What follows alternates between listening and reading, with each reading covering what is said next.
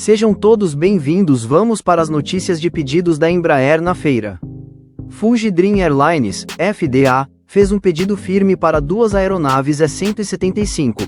A companhia aérea Binter, da Espanha, fez um pedido adicional para 5 aeronaves E195 e 2 Luxair expande frota com pedido para 3 aeronaves E190 e 2 Abra Group, dona da Gol, anuncia acordo para comprar até 45 aeronaves E195 e 2 da Embraer.